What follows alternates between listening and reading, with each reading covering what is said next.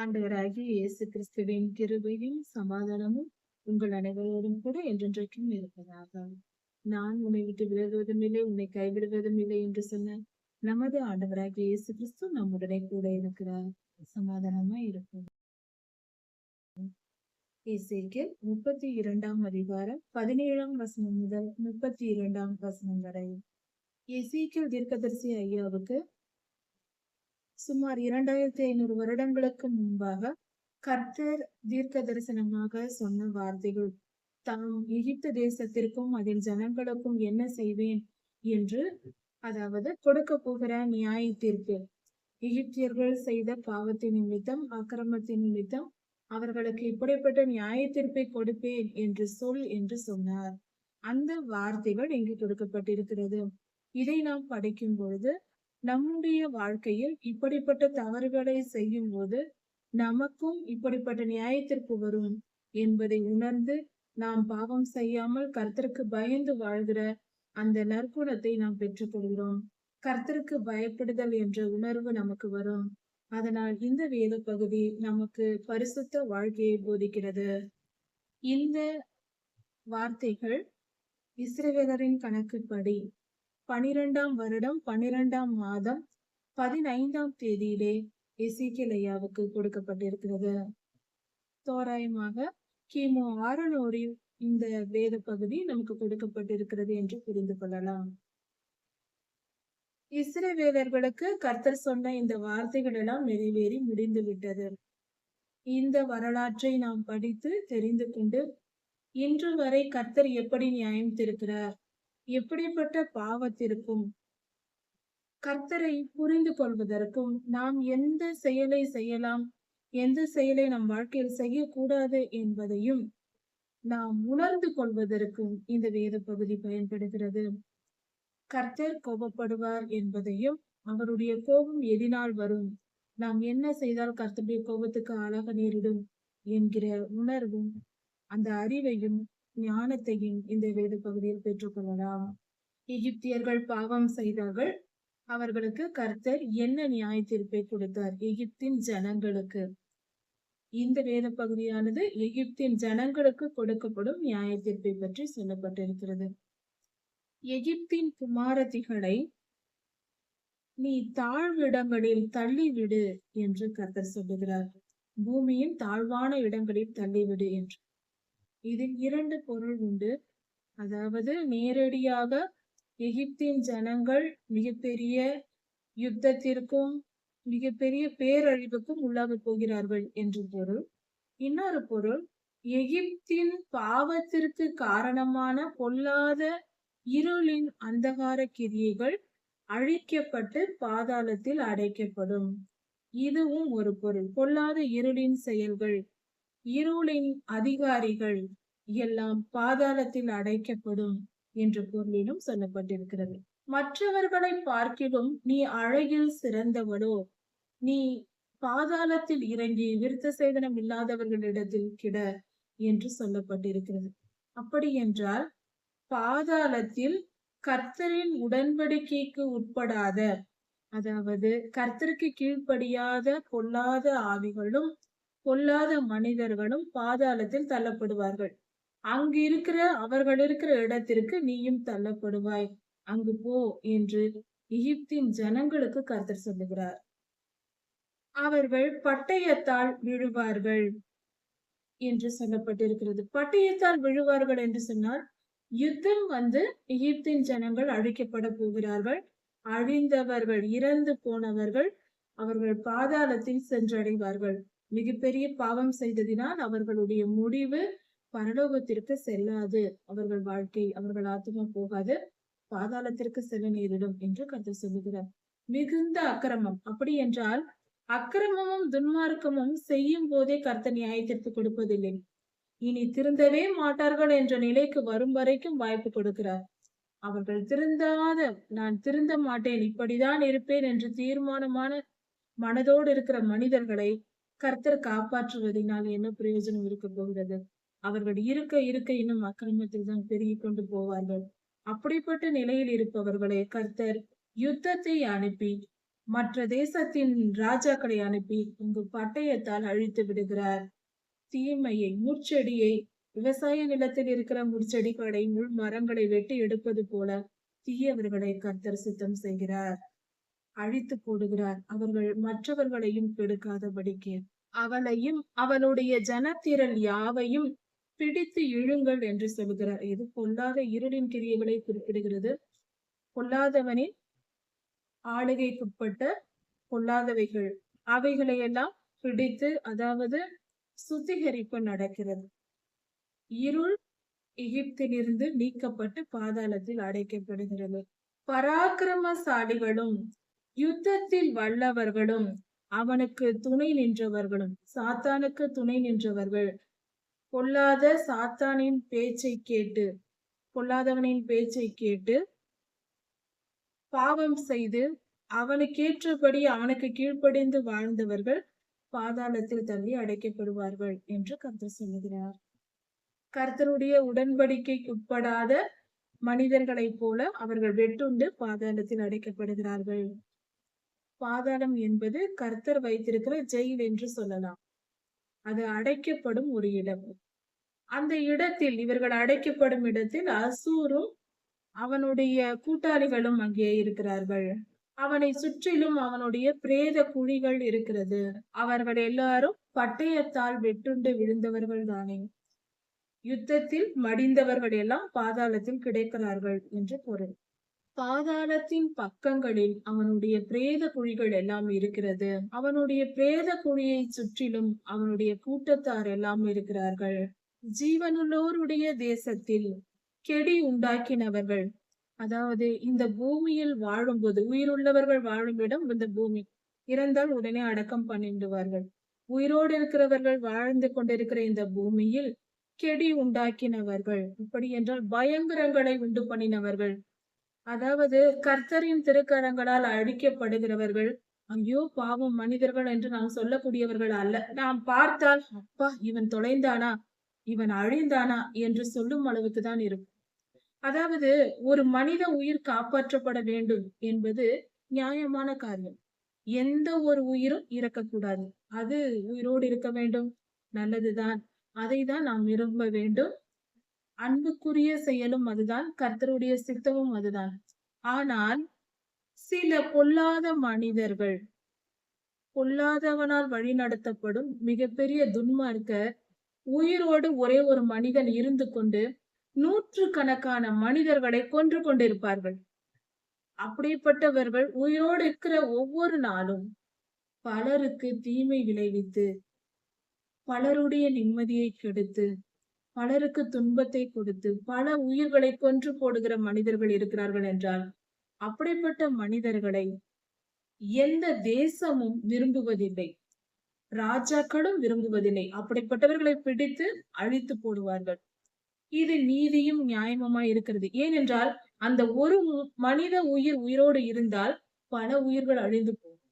அந்த நிலைக்கு ஒரு மனிதன் தீயவனாய், அந்த நிலைக்கு, அந்த மனநிலையில் இருந்து ஒரு மனிதன் அந்த அளவுக்கு தீயவனாய் இருந்தால் அவன் அழிக்கப்படுவதே நலன் என்று நம்முடைய ராஜாக்கள், தேசத்தின் ராஜாக்களை சட்டம் இயற்றுகிறார்கள். நீதிபதிகள் நீதி நியாய தீர்ப்பை கொடுக்கிறார்கள். அதுதான் நீதி. பலரை அழித்து ஒருவன் வாழ்வதை விட அந்த ஒருவன் அழிக்கப்பட்டு பலருடைய நிம்மதியும் சமாதானத்தையும் சந்தோஷத்தையும் தேசம் கொடுக்க விரும்புகிறது. அது சரியான நீதியான செயல்தான். ஆனால் பொல்லாத மனிதர்கள் அப்படி இருப்பதில்லை. ஒருவர் வாழ்வதற்காக பலரை கொன்று குவிப்பார்கள். கொஞ்சம் கூட பயம் இல்லாமல், ஒரு அச்ச உணர்வு இல்லாமல், பாவத்தை குறித்த அச்சம் இல்லாமல் இப்படியாக செய்கிறவர்கள் உண்டு. அப்படிப்பட்டவர்களை தான் கர்த்தர் அழித்து போடுகிறார். நியாய தீர்ப்பு கொடுத்து பாதாளத்தில் போடுவேன் என்று சொல்லுகிறார். அதாவது இந்த காலத்தில் நாம் புரியும்படி சொல்ல வேண்டும் என்றால், தீய மனிதர்கள், பொது ஜனங்களால் விரும்பத்தகாதவர்கள், தேசத்தால் வெறுக்கப்பட்ட ஜனங்கள் இருக்கிறார்கள் அல்லவா, வெறுக்கப்பட்டவர்கள், துன்மார்க்கர், ரத்தம் சிந்துதலை விரும்புகிறவர்கள், அப்படிப்பட்டவர்களை கர்த்தர் அழித்து போடுகிறார். நல்லவர்களை, நல்ல மனிதர்களை, சாதாரண மனிதர்களை அல்ல. அங்கே ஏலாமும் அவனுடைய எல்லா ஜனங்களும் அவனுடைய பிரேத குழியை சுற்றிலும் கிடக்கிறார்கள். கர்த்தருக்கு உடன்படிக்கை செய்யப்படாத அந்நியரைப் போல பூமியில் தாழ்விடங்களில் இறங்கினார்கள், பாதாளத்தில் இறங்கினார்கள். உயிருள்ள தேசத்தில், ஜீவனுள்ளோரின் தேசம் என்றால் இந்த பூமி, பூமியில் வாழ்ந்து கொண்டிருக்கிற சாதாரண மனிதர்களின் நிம்மதியை கெடுத்து பயங்கரங்களை உண்டு பண்ணின இப்படிப்பட்டவர்கள் குழியில் இறங்குகிறவர்களுக்கு ஒப்பாக இறக்கப்படுகிறார்கள் என்று சொல்லப்பட்டிருக்கிறது. அப்படி என்றால் பூமியில் நாம் வாழும் இந்த காலத்தில் பயங்கரங்களை தேசத்தில் உண்டு பண்ணுகிறவர்கள் நமக்கு நன்றாக தெரியும். எந்த இடத்திலும் சமாதானம் இல்லாமல் பலரை துன்பப்படுத்துகிற பொல்லாத மனிதர்கள், பயங்கரங்களை உண்டு பண்ணுகிறவர்கள், பயங்கரத்தை உண்டு செய்கிறவர்கள், பயங்கரத்தை ஏற்படுத்துகிறவர்கள், இப்படிப்பட்டவர்கள் அழிக்கப்பட்டு பாதாளத்தில் தள்ளப்படுகிறார்கள் என்று கர்த்தர் சொல்லுகிறார். கர்த்தரே இதை செய்கிறார்.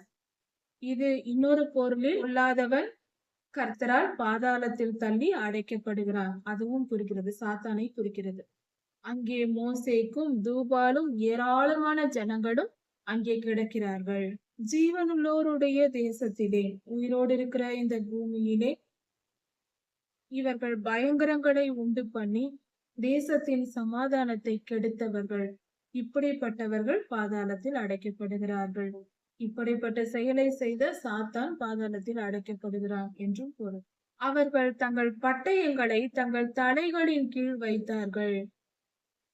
அவர்கள் எப்பொழுதும் பட்டயத்தோட இருந்தார்கள். அப்படி என்றால் ஆயுதம் ஏந்தியவர்களாகவே யுத்தம் செய்யும் நோக்கத்தோட இருந்தார்கள். ஆனாலும் அவர்களுடைய அக்கிரமம் அவர்கள் எலும்புகளின் மேல் இருக்கும். அப்படி என்றால் பொல்லாத ஆவி, அவர்களுடைய துன்மார்க்க எண்ணத்தினால் பொல்லாத ஆவி அவர்களை ஆண்டு கொள்ளும். அப்படி என்றால் அவர்களுடைய நியாய தீர்ப்பு அவர்களுக்கு கிடைக்கும் என்று பொருள். தீய எண்ணங்களை உண்டு பண்ணுகிற பொல்லாதவன் அவன் சொல்லை கேட்டு செய்கிற மனிதர்களை, அவன் பேச்சை கேட்டதற்கு தண்டனையாக அவர்களையே ஆண்டு கொண்டு கொடுமைப்படுத்துவான். இது அவனுடைய நோக்கம். பொல்லாதவனுடைய செயல் அப்படிதான், அவனுடைய குணம் அதுதான். முதலில் ஒரு மனிதனை அடிமைப்படுத்தி தன் பேச்சை கேட்க வைப்பான். அதன் பின்பு அதே துன்பத்தை பிறருக்கு அந்த துன்பத்தை கொடுக்க வைப்பான் இந்த மனிதனை பயன்படுத்தி. அதன் பின்பு அதே துன்பத்தை இந்த மனிதனுக்கும் கொடுத்து வேடிக்கை பார்ப்பான். இது பொல்லாதவனின் வழக்கம்.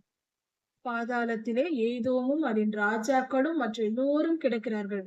துன்மார்க்கராய் வாழ்ந்தவர்கள், ஆதி காலத்திலிருந்து இன்று வரை துன்மார்க்கமாய் வாழ்ந்த, தீமையில் வாழ்ந்த ஜனங்கள் அங்கே கிடக்கிறார்கள் பாதாளத்தில் என்று பொருள்.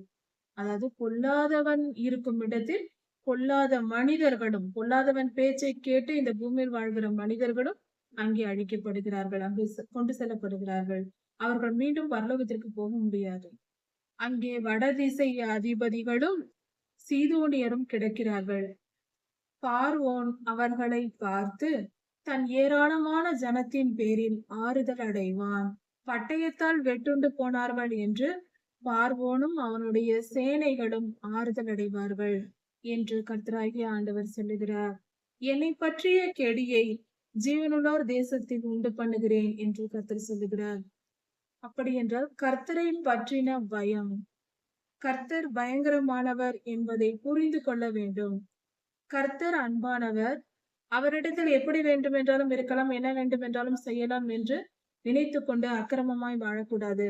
கர்த்தரை பற்றிய பயம் வேண்டும். நீதி, நியாயம், பரிசுத்தம், அன்பு, சமாதானம், சந்தோஷம், இப்படிப்பட்ட குணங்களோடு நாம் வாழ வேண்டும். கர்த்தருக்கு பயந்து தீமைக்கு விலகி நன்மை செய்து வாழ வேண்டும். தீமை செய்து கொண்டே கர்த்தரை பற்றி பயம் இல்லாமல் இருக்கக்கூடாது. அதனால் கர்த்தர் தம்மை பற்றின பயம் இருக்கும்படியாக கர்த்தர் எகிப்து தேசத்திற்கு இப்படிப்பட்ட நியாய தீர்ப்பை கொடுத்தார். அவர்கள் கர்த்தருக்கு கீழ்ப்படியவில்லை, பாவம் செய்தார்கள், அதற்கு இப்படிப்பட்ட நியாய தீர்ப்பு வந்திருக்கிறது. அதே போல நமக்கும் வந்துவிடும் என்கிற பயம் மனித இனத்திற்கு வரும்படியாக கர்த்தர் அவர்களை தண்டிக்கிறார், எகிப்தியர்களை. பார்வோனும் அவனுடைய சேனைகளும் பாதாளத்தில், பொல்லாதவனோடு பாதாளத்தில் அடைக்கப்படுவார்கள் என்று சேனைகளின் ஆண்டவராகிய கர்த்தர் சொல்லுகிறார். கர்த்தராகிய ஆண்டவர் உரைக்கிறார் என்று சொல் என்று எசேக்கியேல் தீர்க்கதரிசியின் இடத்தில் கர்த்தர் சொல்லுகிறார். மீண்டுமாக கர்த்தர் இசைக்கேல் தீர்க்கதரிசி ஐயாவிடம் பேசி இன்னும் சில காரியங்களை சொல்லுகிறார். அதாவது, மனுபுத்திரனே, நீ உன் ஜனத்தாரை நோக்கி இந்த வார்த்தைகளை சொல் என்று சொல்லுகிறார். அதாவது, எசேக்கியேல் ஐயாவை பார்த்து உன் ஜனங்கள் என்று சொன்னால் இஸ்ரவேலர்கள். இஸ்ரவேலர்களுக்கு கர்த்தர் கொடுக்கும் நியாய தீர்ப்பு என்ன? கர்த்தர் என்ன சொல்லுகிறார், என்ன செய்தி வைத்திருக்கிறார் அவர்களுக்கு என்று சொல்லுகிறார். அதாவது, எசேக்கியேல் ஐயாவுக்கு கர்த்தர் என்ன தீர்க்க தரிசன செய்தி வைத்திருக்கிறார் இஸ்ரவேல் ஜனங்களுக்கு என்று சொல்லுகிறார். கர்த்தர் சொல்லுகிறார், எசேக்கியேல் தீர்க்கதரிசியே,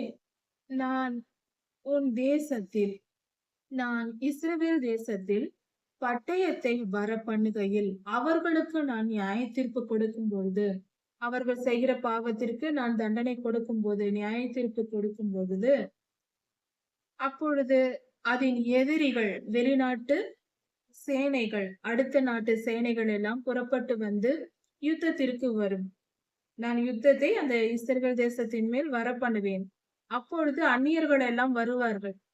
வந்து யுத்தம் செய்ய வரும்போது அந்த நிலையில் இஸ்ரவேல் தேசத்தார் ஒரு மனிதனை அழைத்து அவனை காவற்காரனாக வைத்து, அதாவது பட்டணத்தை சுற்றிலும் அந்த காலத்தில் மதில் சுவர் இருக்கும், காம்பவுண்ட் சுவர் இருக்கும். அது மிக உயரமாக அகலமாக இருக்கும். 12 அடி அகலம் உள்ளதாக, மிக உயரமானதாக, அதாவது ஒரு 30 அடி, அப்படி அந்த அளவுக்கு 20 அடி 30 அடி உயரத்திற்கு, மாடி அளவுக்கு இன்னும் அதிகமாக மிக உயரமான மதில் சுவர் ஊரை சுற்றிலும், பட்டணத்தை சுற்றிலும் கட்டி வைத்திருப்பார்கள். கற்களினாலே மதில் சுவர் கட்டுவார்கள் அந்த காலத்தில், மிகப்பெரிய கற்களை பயன்படுத்தி. இப்படி செய்து வைத்திருக்கும் பொழுது அந்த மதில் சுவரின் மேல் நின்று கொண்டு காவல் காக்கிற காவல்காரர்களை வைத்திருப்பார்கள். தூரத்தில் இருந்து எந்த ராஜாவாவது யாராவது யுத்தத்திற்கு வந்தால் இவர்கள் உயரத்தில் இருந்து, அதில் ஒரு கோபுரத்தையும் கட்டியிருப்பார்கள், அந்த உயரமான கோபுரத்தின் மேல் நின்று கொண்டு பார்ப்பார்கள் இந்த காவற்காரர்கள். அதாவது இன்றைய காலத்தில் செல்போன் டவர் இருக்கிறது அல்லவா, அது போல உயரமான ஒரு கோபுரத்தின் மேல் நின்று கொண்டு அவர்கள் சுற்றிலும் பார்த்து கொண்டிருப்பார்கள், எங்கே இருந்தாவது யாராவது எதிரிகள் வருகிறார்களா என்று. அப்படி ஒரு மனிதனை இஸ்ரவேல் தேசத்தார் ஏற்படுத்தி வைக்கிறார்கள். நான் அந்த ஜனத்தின் மேல் பட்டயத்தை அனுப்புகிறேன். அப்பொழுது இந்த காவல்காரன் எதிரிகள் வருவதை பார்த்து, எதிரியின் சேனைகள் வருவதை பார்த்து, தேசத்தின் மேல் பட்டயம் வருவதை கண்டு, யுத்தம் வருவதை பார்த்து, அந்த மனிதன் எக்காலம் ஊதி, அதாவது உயரத்திலிருந்து பார்த்து விட்டால் கூப்பிட்டு சொல்லிக் கொண்டிருக்க முடியாது. அந்த காலத்தில் மைக் வசதி கிடையாது, செல்போன் கிடையாது, எதுவும் டெக்னாலஜி இல்லாத காலம், தொழில்நுட்பமான எந்த பொருளும் இல்லாத காலம். ஆனால் அவர்கள் அதற்கு அதிகமாய் சத்தம் எழுப்பி கூப்பிடுவதற்கு எக்காலம் ஊதுவார்கள்.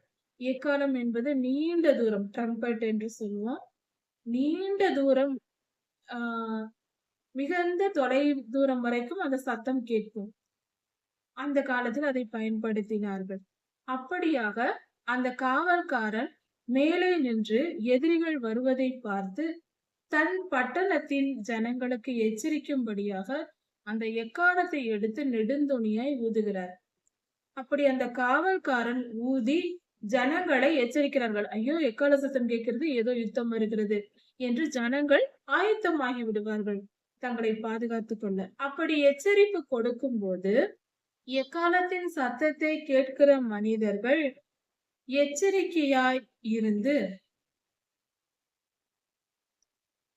எச்சரிக்கையாய் இராமல் பட்டயம் வந்து அவர்களை கொன்று போட்டதென்றால், எக்கால சத்தத்தை கேட்டும் அவர்கள் எச்சரிக்கையாய் இருக்கவில்லை என்று வைத்துக் கொள்வோம். அந்த ஜனங்கள் எச்சரிக்கையாய் இருக்கவில்லை. எதிரிகள் வந்தார்கள், இவர்களை வெட்டி கொன்று போட்டார்கள். காரணம் என்ன? இவர்கள் பாவம் செய்தார்கள், அந்த ஜனங்கள் பாவம் செய்தார்கள். எதிரிகள் வந்து வெட்டி கொன்று போட்டார்கள். அந்தந்த துன்மார்க்கரை அழிவு வந்தது. கர்த்தரே இதை நியமிக்கிறார். ஆனால் காவல்காரனாக வைக்கப்பட்டவன் எக்காலம் ஊதி எச்சரித்து விட்டான். ஆனாலும் இந்த எச்சரிப்பை கேட்ட பின்பாவது இவர்கள் தங்களை காப்பாற்றிக் கொள்ள முயற்சி செய்யலாம். ஜனங்கள் எங்கேயாவது ஓடிவிடலாம் அல்லது தங்களை காப்பாற்றிக் கொள்ள பாதுகாத்துக் கொள்ளலாம். ஒளிந்து பாதுகாத்துக் கொள்ளலாம். எதையும் செய்யாமல் எச்சரிக்கையா இராமல் இருந்தால் அவர்கள் அழிந்து போகிறார்கள். அவர்கள் அக்கிரமத்தினால் அவர்கள் அழிகிறார்கள். அவனுடைய இரத்தப்பழி அவன் மேல் சுமரும் என்று கர்த்தர் சொல்லுகிறார். அவன் செய்த பாவத்தினால் அவன் அழிகிறான். காவல்காரன் தன் வேலையை செய்து விட்டான். யுத்தம் வருகிறது என்று எச்சரிக்கை கொடுத்தான். காப்பாற்றுவதற்கு முயற்சி செய்தும் அது காத்துக் கொள்ளுங்கள், நீங்கள் பாதுகாத்துக் கொள்ளுங்கள் என்று சொல்லியும் அந்த எக்கால சத்தத்தை ஊதி எச்சரித்தும் இந்த மனிதன் அக்கிரமக்காரன் எச்சரிக்கையா இராததினால் செத்தான். அவன் செய்த பாவம் அவனுடைய இரத்தப்பழி அவன் தலையின் மேல் இருக்கும். இதில் மற்றவர் மேல் அந்த மனிதன் அந்த அக்கிரமக்காரர்கள் இறந்ததற்கு காரணம் வேறு யாருமல்ல, அவர்களேதான். அதனால் கர்த்தர் அந்த இரத்தப்பழியை அவன் தலையின் மேலே வைத்து விடுவார். எக்கால சத்தத்தை கேட்டு எச்சரிக்கையா இராதவன் இறந்து போகிறான். அவன் இரத்தப்பழி அவன் தலையின் மேல் இருக்கிறது.